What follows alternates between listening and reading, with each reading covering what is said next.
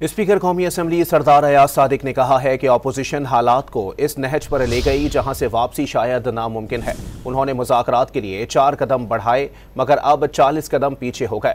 इस्लामाबाद में सहाफ़ियों से गैर रस्मी गुफ्तगू करते हुए स्पीकर कौमी असम्बली सरदार अयाज सादिक ने कहा कि वज़ीर आज़म और वो कई बार कह चुके हैं कि मुज़ाकरात के लिए दरवाजे खुले हैं, किसी को टारगेट करने से वो इदारा ख़त्म नहीं होगा।